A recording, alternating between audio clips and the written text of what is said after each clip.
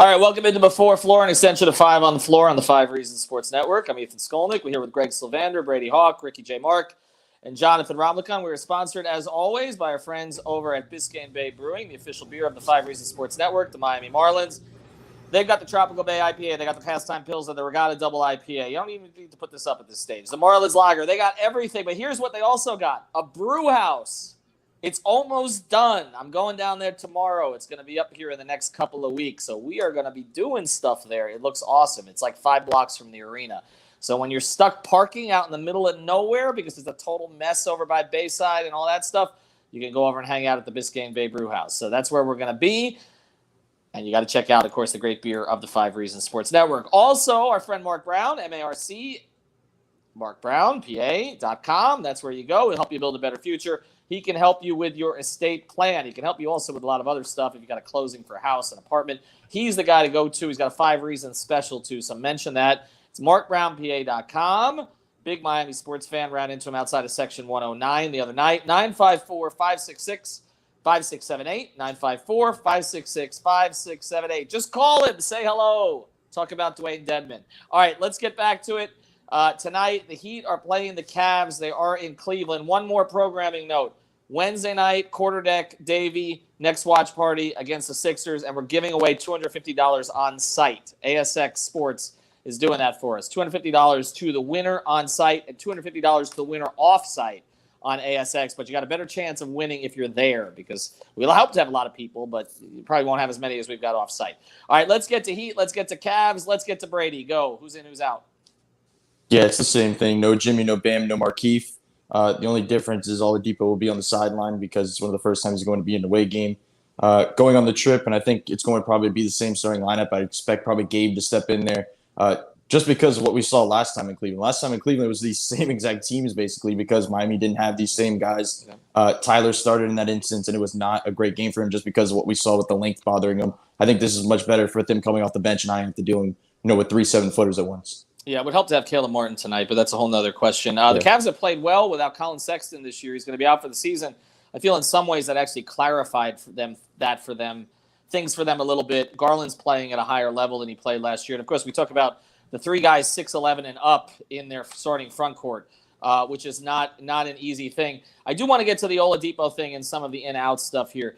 I've been told again today that just because Butler, Martin, and Morris didn't make this trip doesn't mean that they are necessarily, a lot of double negatives in there, does not mean necessarily that they won't be on the trip in its entirety. There are 3 more games, so I'm not saying who, I don't know who specifically, but it's possible 1 or 2 of them could appear on the trip, maybe for the Orlando game on Saturday. That would seem they're watching the like COVID the situation. You know, that's something they're monitoring as well, is like sending those guys out into the traveling world too.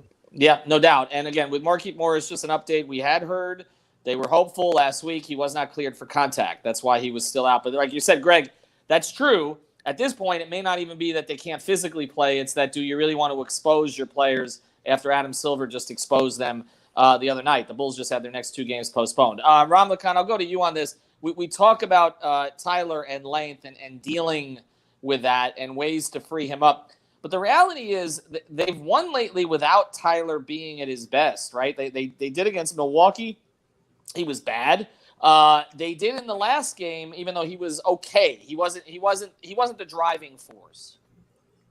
Yeah, I mean, he's going to have to find a way to get to his spots, right? I think in the last game, we had a couple of guys that were able to step up. But now, especially with no Caleb Martin, I think they had Gabe Vincent in the starting lineup instead. Yeah. I think with that, they're still going to probably bring him off the bench. I still think that's the best role suited for him because they're going to give him starter minutes anyways. But it's going to be really important that he finds his role offensively. Cleveland's a very big team, and they won't give up a lot of second chance opportunities. They're going to gobble up those rebounds. And on the other end, they'll probably get some second chance opportunities on themselves. So when it comes to scoring, I feel like we're kind of a little bit behind them, and Tyler Hero is going to have to be that guy to make up that little gap. Ricky, we take a look at that lineup. If you're going to play Gabe Vincent as a starter, you are super small against a team that's really big, right? Like, I don't feel like this is a game Gabe necessarily would have started before, but you got the 3 guys on the front line, but Okoro's not a little guy either. And Garland's got decent size for a guard. That seems to be like their biggest challenge tonight is just size matchups. Yeah, absolutely. First things first. Shout out to my little sister Heather. She's celebrating her 23rd birthday today. It's Jordan year for her. So Heather, there's your shout out. Now leave me alone. Look, here's the thing. Gabe Vincent is small, but he's got a lot of fight in him. He's got a lot of dog in him. Thing is, so do the Cavaliers now. They're on a 3-game winning streak, and they seem to be enjoying themselves. I never thought I'd say that with Cleveland players in Cleveland and enjoying themselves. That's weird. But here's the thing. I think this might be the kind of night where, hard work and everything, yeah, it matters, but there's talent on the other side now too. I was surprised to see them get waxed the way they did. I think it was like 112 to 85 or something like that. Miami should beat the Cleveland Cavaliers, but right now there's a lot in the air. I mean, I'm not trying to be like a grim reaper, but at this point, I'm preparing for someone getting pulled out of the game because of a positive test or something like that. Yeah. And this is where we're at. And ultimately, it comes down to this. Shame on the NBA. This is the second season in a row in which a cesspool of disease was allowed to mingle with the Miami Heat and other teams.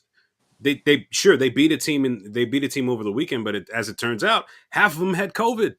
Yeah. Who knows what's going to happen? Jason Jackson isn't even going to be doing the games right now. He's one of the most beloved people, and he's out. And at this point, league protocol should be blamed for this. It's a shame. It's unfortunate, but my God, they effed up. There's really nothing else to say. I can say, and now they're finding out. And now they're fine. And look, I said it before the game, so I didn't think that they should have played. The fact that Lowry wore the mask pregame, of course, he didn't wear it during the game. So when I asked him about it, he said I was reaching too much, but whatever. But I did talk. For those who are wondering, I did talk to Jason Jackson today, and he's fine. He's been boosted and all that good stuff. So, and I just got boosted myself. So this actually encouraged me to go do it. So if it encouraged you to go do it, that's a good thing. Also, I will say this, Greg, as we look at it.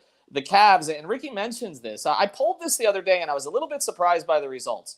I feel like there's an assumption that the Heat, the Nets, the Bucks, and the Bulls are for real, like legitimate. Like if the Bulls are healthy at some point, right?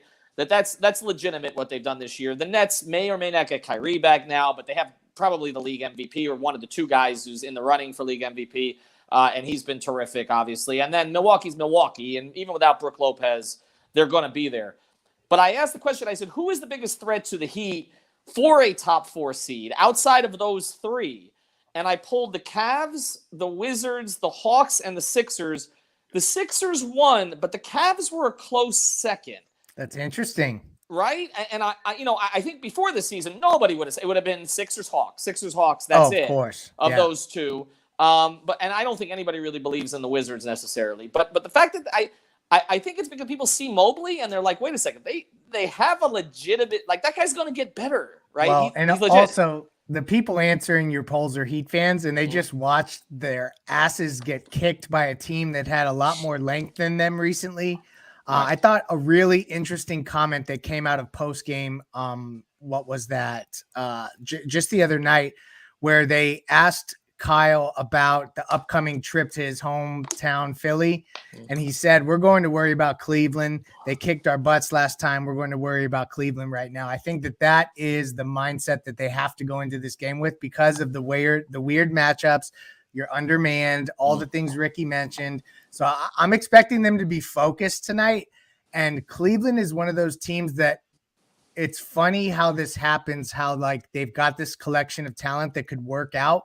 And they're going to come to a crossroads on how they either build this thing. Do they consolidate? Do they continue to kind of be a middling team? And I guess it's credit to them that they're actually building themselves an identity aside from LeBron. They have a better record than the Lakers too. So that's funny in itself. They do. And I'm happy for Kobe Altman because I got to know him a little bit in Cleveland. And I felt like he was dealt a pretty terrible hand up there. He made some mistakes, but I mean, he was basically hired because Gilbert never wants to pay his general managers, and then they kind of threw him into the mix there. It looks like he's finally all these lottery picks. They finally hit on something. They've also made some fairly smart trades, I think. the Jared Allen acquisition, to get something out of that deal, which they were not really initially involved in, right? Like the Harden deal was pretty damn smart. I mean, people were on them for not keeping LeVert in that deal, or maybe, but they didn't need another guard. He worked out.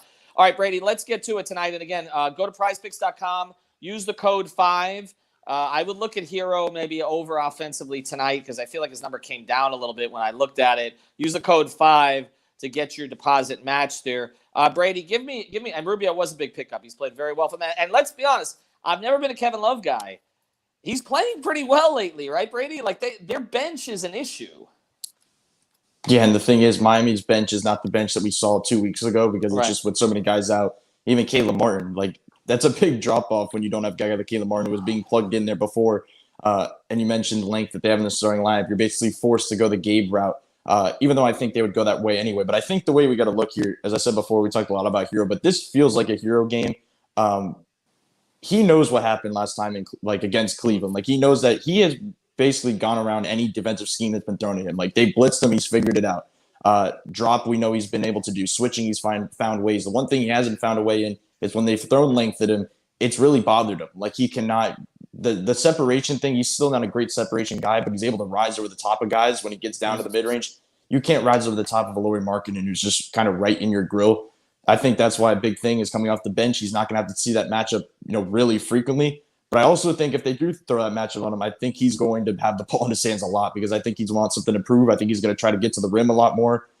They actually did it. Cleveland actually blocked off the paint a lot in that one game. That's kind of what led to his downfall in that game because they really blocked it off early. He tried to go outside later in that game, but it just felt like it was just all over the place that he didn't really have a go-to. I feel like tonight they're going to scheme something up for him to have a go-to because even Spoelstra was just talking about in the pregame about the length on Hero in that last game. It just feels like they're going to do something. And as you mentioned, prize picks, I would definitely go over Hero because it feels, like I said, he's going to have the ball in his hands a ton tonight. All right, let's get to the picks here real quick before we go, and I got to get to another stream. By the way, thanks to everybody. We're getting real close to 15,000 subscribers. Maybe you want to be the one. So if you're if you're on here, you've not subscribed to the channel, hit the like button, but especially hit the subscribe button. We want to do it tonight. We were like 22 away the last time that I checked. That's Jimmy Butler's number. Jimmy Butler's number, although he's not playing. All right, let's do it. I don't think they win tonight. I think again. I think some of the stuff Ricky's talking about here, and all the craziness that's happening, and sort of the uncertainty. I love the way that they've competed of late. I just think this is a terrible matchup for them with who they currently have. I feel like if they were fully stocked, they would find some ways around it, but I don't know that they have enough tonight. I kind of think Cleveland by 7. Greg, what do you think? I kind of share a lot of your same concerns just because of the matchups. But ultimately, I think that one player will have a breakout performance. I don't know if it'll be Duncan, Tyler, Kyle. One of those guys will carry them with a 25-plus point effort. And I expect them to get this one because the Philly game at Philly is a whole different ball game. So they got to get this one. We also have a watch party. Again, Quarterdeck and Davey, come celebrate that with us or whatever. Jonathan, you go, and then Ricky and Brady will close. Yeah, to your point, man, this is just a really tough matchup for us. So I'm still going to pick the Heat to win regardless. And I think the ways we're going to have to win, I liked, honestly, the last 2 games that I saw from KZ off the bench have been pretty decent. His minutes as like a big man instead of playing like as a wing shows a lot of improvement to me. So I think we might see him off the bench in a lot bigger of a role probably than last game. And I think Kyle Lowry is going to have to do everything kind of again. He's going to have to be the quarterback, have 12, 13 assists, get guys going early so we don't fall into an early hole like we did last game. Yeah, I think at this point, look, KZ, I've been telling everybody to buy the KZ dip and to keep investing in KZ coin. I've been saying that for a long time now. However, this Miami team is not even the Miami team that got blown out by the Cavs the last time. Yeah. And not only that, the Cavs appear to be in a bit of a rhythm this time around. I know it's great to say that, they're on their way. Miami's got a shot. They've been playing well. This is like the 7th round where the guy's already wobbling and somebody over the loudspeaker is saying, finish him. This is Miami right now. It's not Miami's fault. It's not because Miami is not good enough, but they're just not in a good enough position right now to win this game tonight against a Cavaliers team that appears to be at close to full strength without that young bull out there out with the rest of the season out for the rest of the season with a knee injury. I think the Cavs could pick up where they left off last time they played Miami. They win going away, and Miami, I'm sure, will get that win back later this season. But for now, no, it's not. It's a Cavs win. Brady, we got to run. Take us out. Yeah, I don't like this matchup either, but I will say that the fact that Miami got blown out in that last game, I think helps them. I think they're prepared for this game. I think Spoelstra's going to come with a game plan that they saw work early. If things just faded late, this feels like a game, you just mentioned KZ, another guy, Omer Yurtseven, is basically forced to play right now in the 9-man rotation. They've gone 8-man rotations in the second half. They're going to play Omer in the second half tonight just because of the length and everything. If you get competent minutes from an Omer Yurtseven, if you have KZ be able to play up, because we've seen him guard certain guys, throw him on a Jared Allen or Evan Mobley, and he can survive, then I think Miami definitely gets this one. I think it's close, but I think Miami wins. All right, prizepicks.com. Yeah, a lot of ifs. Prizepicks.com. Use the code 5. Quarter deck. We're giving away $250 in person. Come meet us. Come hang out with us. And also get a chance to win money. That's with the ASX app. Thanks to Biscayne Bay Brewing. Thanks to Mark Brown. Greg's got the post-game pod tonight. Post up 5R right after the game. Go get yourself boosted and drink water. Good night. And beer, but not when you get boosted. Good night. Spaces. Sort of business-like on your part? Hey, the Bulls got their own issues. You just want to get the W. I mean, is it sort of a business-like approach by the way you guys just took care of this game? Yeah, definitely. I mean, OG said it before the game. We got to come out here and work on what we need to work on, and just keep chipping away. So that was our goal coming into the game, just trying to figure out how we play best. In your time here, we've seen you develop a pretty strong pick and roll chemistry with Jimmy, but now with Kyle, how is your chemistry different in pick and roll with Kyle, and how are you guys kind of meshing there? I mean, you know what I'm saying? We just kind of figuring it out, you know what I'm saying, as we go along. Kyle's a very unselfish player. So, I mean, anytime somebody's open, he's going to find you. So the pocket pass was working tonight, so that's what we did. Dwayne, 20 and 10 tonight. Do you think you've shown over this stretch of games that you are very capable of being a starting center in this league? I mean, I always feel like, you know what I'm saying, I can play in the starting role, bench role, whatever it is. So, I mean, I'm just out here playing my game, you know what I'm saying? So just having fun and playing basketball, man. I guess to that end, though, when you're getting this kind of extended time to be able to play like this, does it help you get into a little bit of a rhythm? Yeah, I mean, it definitely helps to get in a rhythm if you know what I'm saying, the more minutes you get, it helps with your play, helps with your confidence. So, I mean, it's definitely feels good to be out there and just be able to play. Dwayne, you've seen it pretty much all in your decade or so in the league, but these times, to have another team with 7 guys they can't use, to have a guy like Caleb coming off the game of his life and then not being able to play the next game, even though he doesn't feel sick, what are these crazy times like inside the locker room? I mean, it's wild. I mean, it was kind of hectic before the game. Everybody had to get tested, make sure we was good. But, I mean, it's just, I mean, like I said, with this new COVID, it just kind of comes with the territory. It kind of reminded me a little bit of last year, how we had to, you know what I'm saying, test before and after the game. So, I mean, it's a feel we was kind of used to and just kind of had to get back to it. All right, that's it. Thank you. For sure. Y'all have a good one. Stay blessed. Yeah, that was good, Irie, man. Just taking care of what needs to be done. It seemed like Kyle really set the tone with those 12 first half assists and no turnovers. Was this sort of just guys getting together, doing what needed to be done? It was quintessential quarterback play by Kyle tonight. Really setting the table up for everybody offensively. And in the first half, pretty much everybody that was in the rotation got in a good offensive groove. This was a little bit of a unique game. Chicago's going through a bunch of their protocol issues, and obviously getting the news about Caleb right before the game was a little bit strange, and we just had to focus on the task at hand. And I really liked the competitiveness and how the guys helped each other offensively. Dwayne was really good as well, being big around the basket, finishing, and communicating the way he always does. So I think after the Memphis game, I asked you why the the PJ at center lineups weren't working well defensively to that point. Now 2 games later, what is working so well defensively with that group? Yeah, like who's the 5? Is it PJ or is it KZ? You know, it just depends on what kind of defensive versatility you can put around him. And if you can accomplish that, then it unlocks quite a bit with PJ. He can do a lot of things defensively. And he blows up actions constantly because of his IQ, his physicality. He's always 1 or 2 or 3 steps ahead of the play. KZ helped in that regard the last 2 games. I know you've talked about Duncan and just keep shooting. A couple times today, hard closeouts, and he made the extra dribble. Yeah. And got inside the paint. How much have you impressed upon him to counter? He has. This the hardest thing in this, not the hardest thing. There's a lot of difficult things in this association, but the noise, the narratives, it can get so loud, it can just get you off task. And Duncan actually has been playing well for a while, and has really been creating a lot of good things for us offensively. The shame of it is he only gets evaluated by how many threes he hits, and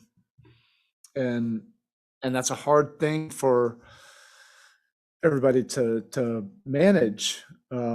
But he's been plugging away and really putting together productive plays, and it's cutting, it's putting the ball on the floor, it's creating actions when they trap him off catch and shoots or pick and rolls, and he's really improved as a passer. Tonight he was able to break free and knock down some threes, so probably everybody thinks that, oh, he's he had a great game, but he's actually put together some good games recently. And he just has to stay the course, listen to the people that are talking to him in the locker room, which he does, and continue to help our team, in a positive way. And he's been able to do that. Eric, Billy's been on pins and needles, I guess, for over a week now, ever since DeMar. Now it's your Yeah. testing tonight, testing Look, tomorrow. What's it like? It is. It's just they continue to be strange and unique and extraordinary times right now. We have to persevere. We're going through it, but I read a comment about what Billy said. He said we have a bunch of people in Chicago that are sitting there asymptomatic. And I think we all have to figure this out right now. Are players missing games because they're symptomatic? Are they asymptomatic? Has everybody gotten their shots and their boosters? Why would they be held out extensively longer than if they had the flu? I think there's a contradiction there. And if you just go hunting for and add more testing and try to find things, you probably will.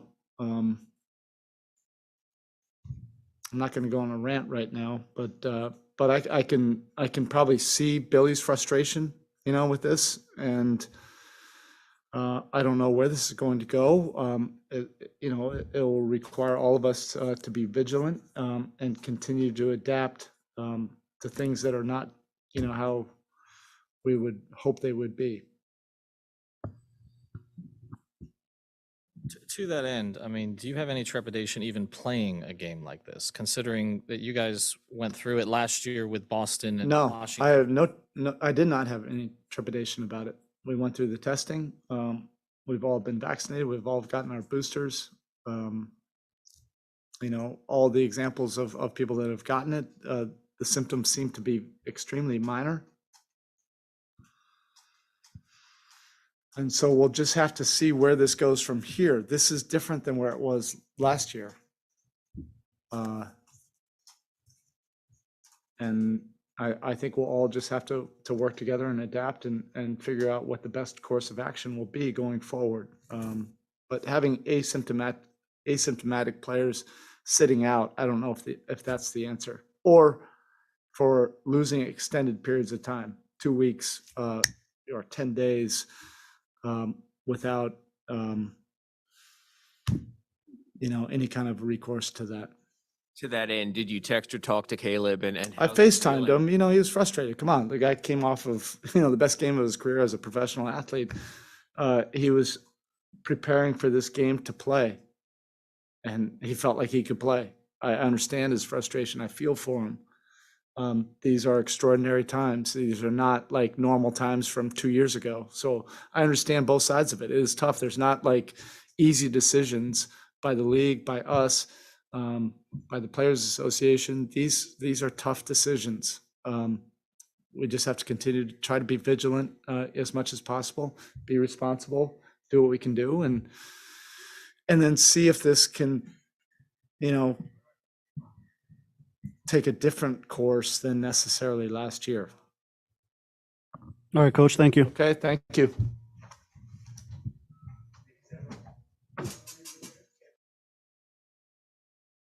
Coach was just in here talking about how these are strange and different times. Obviously, you know what the Bulls are going through. 7 players out. You guys learn Caleb, probably playing the best basketball of his life, is denied a chance to follow up the other game. What's it like inside the locker room? Learning about you're playing an opponent with 7 positive tests, your guy tests positive, you have basketball to play, you're all vaccinated. Coach just told us everyone's boosted. What are these times like? Yeah, I mean, it's been a bunch of firsts, obviously, since this whole pandemic started. And, there's been a lot of kind of changing on the fly and having to adjust. So at this point, I think as a group, we're all kind of used to it, kind of at this point, we kind of expect the unexpected. So obviously feel for Caleb, especially with how well he's been playing lately. But, first and foremost, hope he's feeling all right. And we want to get him back out as soon as possible. But yeah, it's just a part of it. Every team is going through it in some capacity. Okay, in general, but especially on a night like this when he was kind of dealing, how much easier does Kyle make life on the offensive end? Yeah, I mean, he's so unselfish. He has a just unique ability to just find people in little moments and little windows where they're maybe don't even look like they open, but he kind of has that feel for it. He's a luxury to play with, and it doesn't turn the ball over. Super unselfish, and when he's aggressive, I think that's when he's at his best. Still hunting for his own offense because he just becomes even more a threat. Duncan, I know, and Eric just talked about this, that the focus with you is always on the 3-point shooting, but you were 4 for 4 inside the line tonight and were able to find some counters to things that they were doing. How much do you think you've progressed in terms of that part of your game? Finding other things in the mid-range and whether it's with fakes or whatever, getting off other kinds of shots. Yeah, I mean, I definitely think I've improved in that area, leaps and bounds since I've gotten here. But especially over the years, I feel like I've just, it's incremental, and you kind of said it. People are always going to look at the 3-point percentage or whether or not I'm making threes, but that's kind of what comes with the territory. So I get that, but I do feel like I'm capable and effective in other ways as well. All right, Duncan. Thank you. Appreciate it.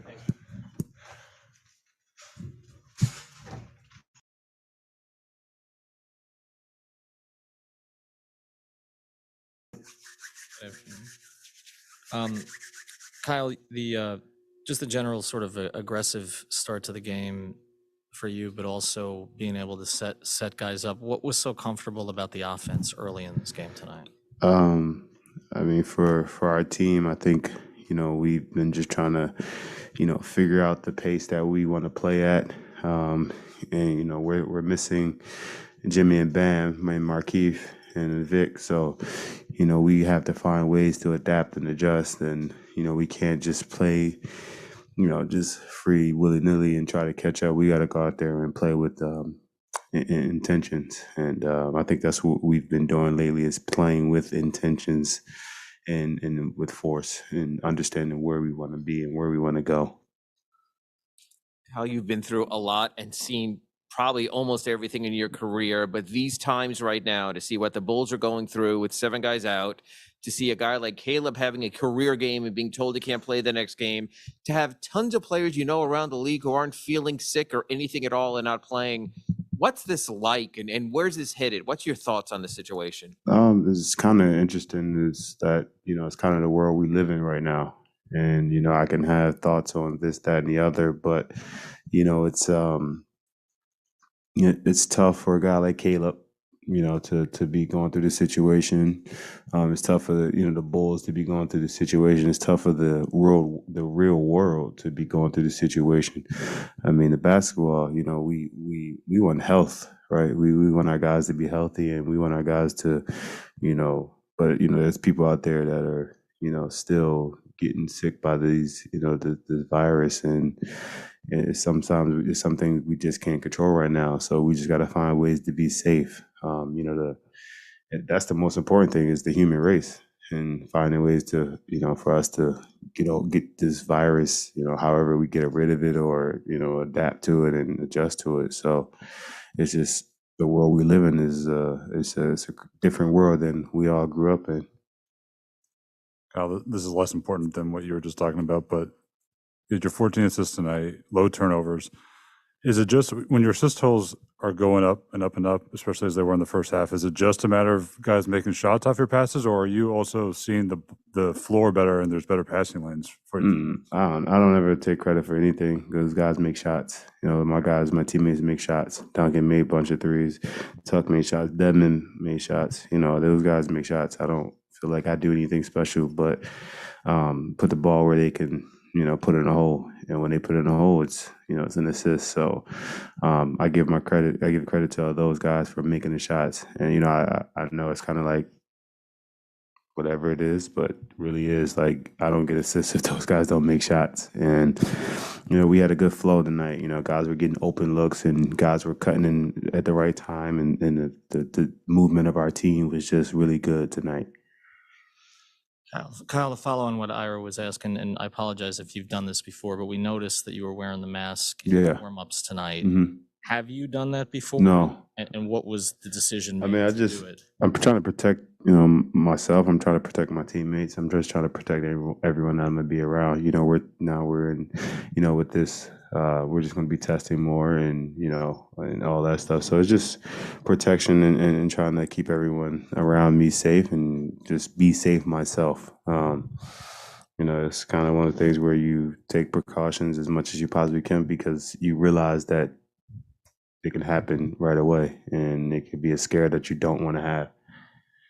Did you give any consideration to using it during the game? No. Now you're reaching. Now you're reaching. No. Hey, Kyle. So tonight, you guys, obviously you've been playing without Jimmy and Bam for time, and even when you were able to get to 48 points in the paint tonight, obviously you executed well in other ways, keeping the turnovers down, out rebounding them by a lot. Could you speak more to just the time that you had without Jimmy and Bam, and how you guys have adjusted and gotten better throughout that time? It's been tough. It's been tough. Those are our two stars. There's our guys that make us go. So it's really tough not playing with those guys. But we got great guys who come in as next man up, and tonight Dwayne Dedmon, great game. Hit a couple of threes in the paint. Duncan, make some threes. You got KZ who's playing well.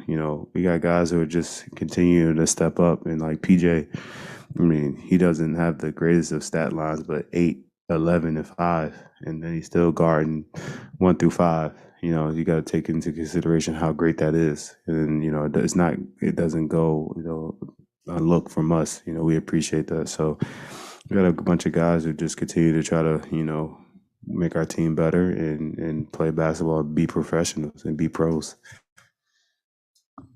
All right, Kyle, that's it. Thank you.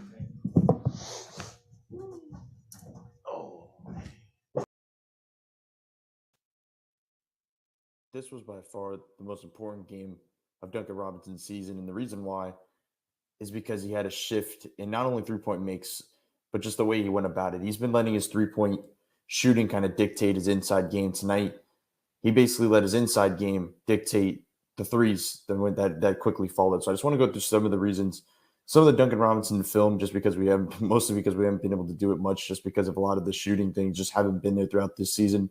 Tonight it was, and you just see the difference in the conversation, because he has grown in a lot of areas. It's just it's seen when 3-pointers are falling. You kind of notice it more and more. So I just want to go through some of the things that we saw. The first thing is the obvious one that kind of set it all off. We're going to see Duncan loop right around. And it's the thing I've been kind of drilling for a long time here, where it's just a little combination that he needed to get down. But it felt like the 3-pointer falling had to trigger it. Like if the 3 was falling, you can get guys flying by you. You have guys' bodies going so fast to try to stay up with Duncan Robinson that you throw just a quick pump fake, 1 to 2 dribbles, quick pull up mid range. And it felt like that one combination that he had to work on the offseason could change everything in his game. That the 3 not falling super, super consistently this season has basically meant it hasn't needed to be, it meant to be drilled too much. Now we'll be able to see it where he let that shot dictate the outside shot. So we see right here, he gets in this spot, he does a little pump fake, 2 dribbles, gets to the elbow and fires over. Like that shot right there can make the biggest difference in Duncan Robinson's game moving forward. It seems simple, it seems a little dumb, but it 100% changes everything about his game because it makes a specific defenders, individual defenders think twice about when they're guarding him, that he has that in his bag. If he can just put that little combination together, it really does change everything. So after that one shot, we see everything kind of turn around and we see his looks shifting little by little. Seeing him shooting this way at home also was pretty big for his confidence and obviously for this game, for them eventually winning this game against Chicago. But now I was looking some other things that we saw last night or tonight with Duncan Robinson. His screening is probably one of the most underrated aspects of his game just because he is a little bit lengthier than you may think when you watch him on the court. Like he has a bit of a smaller frame, but he's lengthy enough to kind of get in people's way. Right here, he screens. And you don't usually see this right here, which is just a bad thing by Chicago's defense. You have Kyle Lowry, who's had 12 assists in the first half, who has just had a great passing game overall. But you see 2 defenders flying to KZ Okpala while they leave Duncan Robinson wide open. It's usually the complete opposite. It's usually 2 defenders flying at Duncan Robinson, leaving KZ open. As you see right here, Kyle Lowry's going to see it with his back to the basket. Duncan Robinson lays it in. It's funny because as we talk about, we're going to link Duncan Robinson and Kyle Lowry together a lot in this type of, when looking through these plays. Duncan Robinson had 5 field goal makes in the first quarter. 3 of them were threes, 2 of them were twos. All 5 of his makes were assisted by Kyle Lowry. And I feel like that isn't just things falling into place. As we're going to see at the end of this, it was a lot of just Kyle Lowry searching for Duncan Robinson, basically saying, we don't have Jimmy, we don't have Bam. Duncan Robinson needs to play well. If we win this game, they need to get him going, and that's what he basically did. As we continue to go through more of this, as we see Duncan Robinson on the opposite side, they're running something for him. They're running a quick handoff for him. As I go back one more time, just watch the way PJ can get guys free. When you see your Spo before games, after games, just constantly talk about PJ as a screener, it is not being overstated. Just look at the way he can basically clear out defenders. Look at the way right now the guy is guarding Duncan Robinson. He's basically blocking him from running around the 3-point line. He still gets taken out of this play. PJ screens for him, automatically taken out. Duncan Robinson comes around, fires over the top, and he hits it. The reason why that's important is we're going to see the similar thing again. Same type of play. PJ initial screen gets him lagging behind. Dedmon hands it off. So you see right here, he kind of cuts it tight around the screen where he's going to cut him off to try to chase him off the 3-point line. Duncan's way ahead of it. He's already going past the 3-point line. Now he can basically force a 2-on-1 if he wants to get there. Duncan doesn't even go for the pass. He goes all the way just because he knows he can go and get past the slower Vucevic, who's on his heels, who's awaiting kind of the pass that Duncan Robinson usually makes. He hasn't probably looking over film seen much of that from Duncan Robinson this season. That's a difference maker. It's a difference maker of just being able to read his individual defenders and be able to see the way he's cutting around screens, the screener, the handoff guy. It's just a difference. And it seems like so many reps with Bam Adebayo last season probably has done a lot for him just because he's seen every coverage of a DHO probably possible in the 2-year span. So it's just interesting to see him expand off it and be able to actually put the ball on the floor and be able to score in that way. Here's another instance. We're going to see something interesting here as I go back one more time of just Duncan manipulating defenders as well. He's going to come off this screen. KZ Okpala has the ball in his hand. There was some defensive miscues from Chicago all night. But as we see right here, KZ is going to pass it to PJ.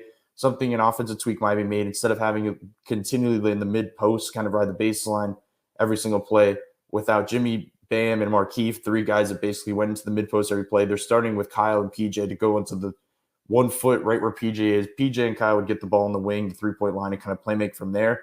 And it was a tweak that basically helped Miami fully. They actually had a base in their offense, which they haven't had in about 3 games before the Milwaukee game. So as you see right here, they're getting it to PJ like they do almost every single play. And Duncan's kind of standing here as a decoy to kind of throw it off a little bit. As we see right here, Casey's going to make the pass. Duncan's individual defender kind of bites on it in the lowest way possible. Kyle's already screening. And that half a second that he hesitated on Duncan, it's an easy layup after that. It's the littlest things. Is when we talk about gravity, it truly is gravity because he has the ability to fool defenders just by a half a second. If he goes, he's got it. It's not just threes. It's that he has an ability to fly off screens and cut over to the opposite weak side to get the three in the corner. But obviously now he's able to work it into the inside and get open looks like that. The final ones I talked about earlier when I said Kyle had 5 assists for Duncan Robinson's 5 field goal makes in the first quarter. This is when I say he was searching for him. Like he was looking for him when he had the ball in his hands. They're running fast breaks like this. Kyle's running the floor. Duncan's on the opposite side. He could wait it out. Usually he waits this type of stuff out just because he's such a smart player that he can wait it out, either hit PJ or maybe hit Duncan afterward. He is going to hit Duncan in stride right here no matter what. As I go back one time, just watch his head, watch his eyes where he's looking when he gets this ball. He's already looking at Duncan right here. Immediately hits Duncan on the wing. Duncan fires over the top of him like he usually does, and he hits it. Like that shot right there was very important just because it's early in the game. Kyle knows, Duncan knows, this whole team knows what Duncan Robinson can do as a shooter, but they also know how much he's needed to do that in a game like this. So Duncan Robinson be able to kind of, like I said before, change it up and let the 2 dictate the 3 is probably the biggest thing we could take away from this game. There's a lot of reasons why this was a big win, not only because this is a depleted 2 seed in the East right now, not only because they got a win without Jimmy and Bam and got other guys that were out, but just because they got confidence in Duncan Robinson to be able to find a way to do it. Not just because threes are falling, but be able to find other ways to impact the game and get out of this type of funk that he's been in recently.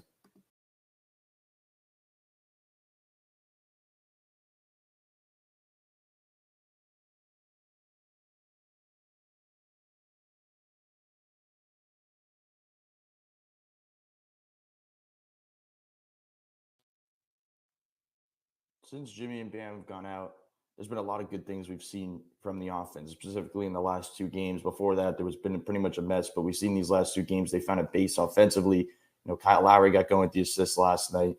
Duncan Robinson got going. Dwayne Dedman gave some game minutes. But talking about finding a home base, it seems like Miami's defense has basically found a home base in this time without Bam and Jimmy. You know, they're not going to be with Bam for a long period of time. Jimmy may be coming back, you know, in the near future, but they've basically survived on that end, just mixing it up. We've seen them go zone a lot of the time, but they've basically gone away from that a bit in these last 2 games. They've gone to a lot of different stuff. They're just surviving man on man they go Omer Yurtseven minutes early on. They go to these Dwayne Dedman big minutes, but they also can go to these KZ Okpala, PJ Tucker front courts, and it works as well where they can go to full out switching. That they found the different areas that works. So as I want to go through here, I want to do some of the defensive possessions last night that really showed out. Omer Yurtseven started out in this game. He came off the bench, but we're seeing a trend lately where it feels like Miami's going to play Omer in the first half if they're down this many guys. But by the second half, they're just going to match Dedman up with the big man matchups, and they're going to go 8-man rotations with KZ and PJ in the second half. It works. It's not something about Omer because, as we're going to see in this first play, Omer's actually had some really good defensive moments. Like they're using him in a decent way where he's just needs playing time to figure things out, and he can kind of, read the game in a way you'd like him to, as we see right here. What Miami's doing a ton of is they're just blitzing pick and rolls and relying on the backside help. They're relying on these guys to basically rotate in a high level. They're just going to go right here. Omer Yurtseven's going to blitz them. They make the pass. They make another pass. So we're going to go back right here one time. Hero's going to slide down and tag him. Gives him a half a second. Hero recovers. Omer Yurtseven recovers. And now you're back to normal. You're back to just putting them in a weird spot. Omer Yurtseven actually handles Tony Bradley in the post right here, blocks him and gets a nice play. Like, that's all you need from Omer Yurtseven. Like, that once he figures things out down the line, he has that great touch. He has a great ability offensively to kind of spread the floor in a way. Defensively was kind of the questions coming in. Could he survive, in a drop roll? But if you're putting him out there and you're allowing him to just blitz and recover and let other guys do more of the work, IQ-wise and positionally, then you're in a decent spot. The other minutes we've seen with Dedman, as we're going to see right here, he's done a great job. Like, looking over a lot of the things he's done, when you think back to when the report came out that Bam was going to be out 4 to 6 weeks, I think we all as a collective immediately thought the same thing. Nobody thought, oh man, Dedmon's going to be in the starting lineup. You said, how are they going to handle the backup big minutes? And I think that just shows how solid of a player Dedmon is, that nobody worries about that. And I think he's kind of exceeded expectations in that way, because he's been a really great starting center for this team over this last few games, where he's handling himself defensively. He's, handling himself on the boards, and he's able to score, as we saw last night, in a decent way, even hitting 2 threes in the first half. But defensively, as we're going to see right here, once again, Dedmon's just been really solid. We're going to see him come around. They actually they switch right here. So now Dedmon's going to be on Lonzo. But speaking of blitzes, it's in a couple of different ways that they go about it. As you can see right here, now he has Vucevic has KZ on his back, which, by the way, he's handled him and Giannis in a decent fashion, even though he's a little bit skinnier and probably a little bit less strong than some of these guys. He's able to handle himself just because of his length and just his skill on that end. But as we see right here, as soon as Vucevic puts his back to the basket and starts going, if you can hear the sound in this play, Dedmon starts kind of yelling to kind of just let Vucevic know he's coming.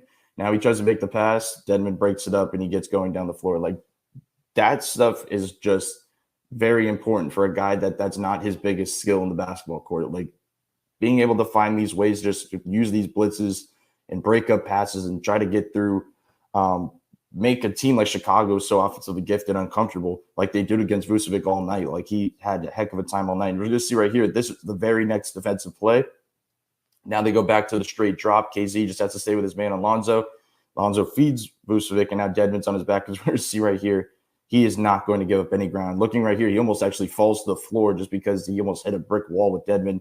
He tries a few more times to back him down. He ends up fading away in an awkward shot. Like, that is the definition of uncomfortability. Like, he is just so uncomfortable with Dedmon's ability to guard the post, with him just his strength overall. That stuff's important. It seemed like that was not the only time that happened. It was just a lot of that. Vucevic then had to settle for the outside jumpers, and his shot was not falling. That it was all because of Dedmon just creating that down low in the second quarter. So now we're going to see another one. You're going to look at Kyle Lowry at the top of the screen with his foot on the box.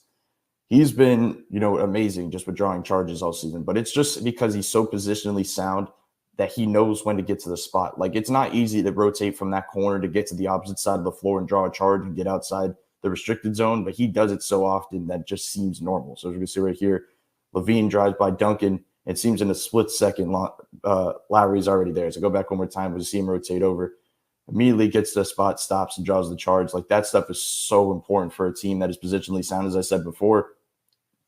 When you're relying less on switching and relying more on the drop and even the zone stuff that we've seen here and there, like, that stuff is important. Max Strus is not known as the greatest defender, but he's not a positionally bad defender. Duncan Robinson has grown as a defender, but he's not a positionally bad defender.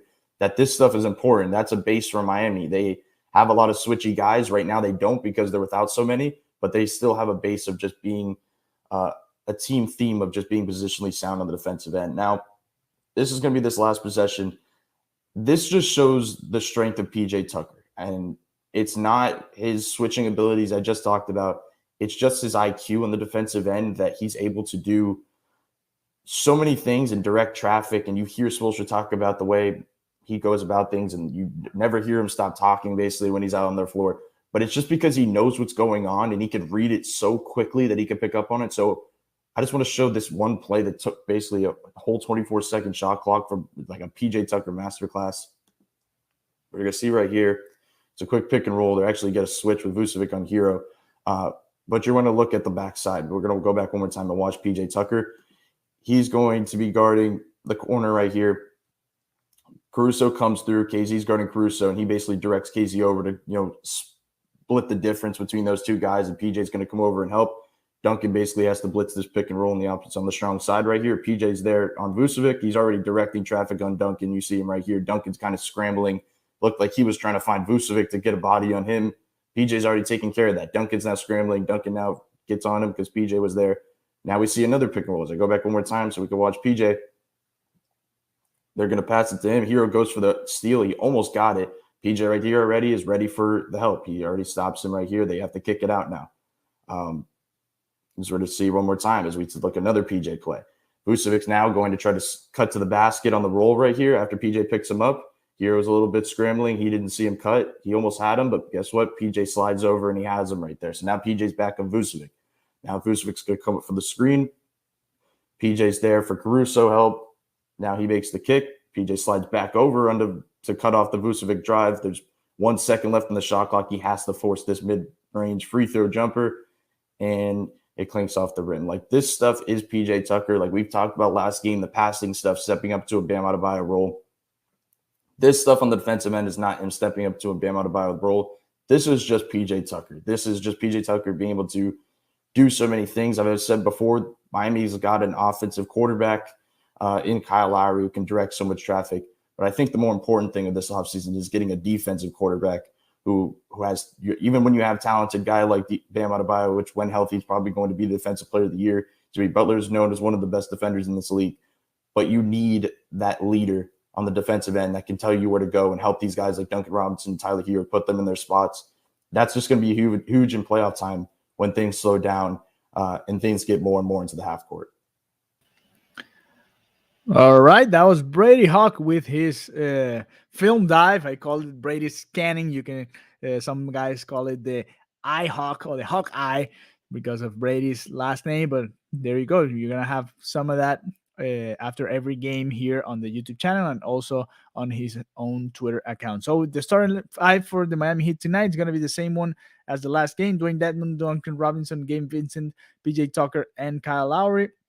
Again, Dwayne Dedmon, Duncan Robinson, PJ Tucker, Gabe Vincent, and Kyle Lowry. That's the starting five for the Miami Heat tonight, facing the Cleveland Cavaliers, who are half game ahead of the Miami Heat right now in the Eastern Conference. So thank you very much for joining us here on the pregame show on the 5 Reasons YouTube channel. Remember, we're going to be doing the pace and spaces during halftime. As soon as the second quarter is over, go ahead and run to Twitter. We're going to be going live there on Twitter to talk about whatever happened in the first half of the game. And as soon as the game's over, as soon as the fourth quarter is over, the second half is over, come here to the YouTube channel. Because we are going to be hosting the post-up show hosted by Royal Shepherd. Have a good night. Enjoy the game. Again, a very good game. Remember, the Miami Heat lost by a lot to this Cleveland team here in Miami. Now they have an opportunity to get that back there in Cleveland. Have a good night. Enjoy the game, and we will see you later here on the 5 Reasons YouTube channel.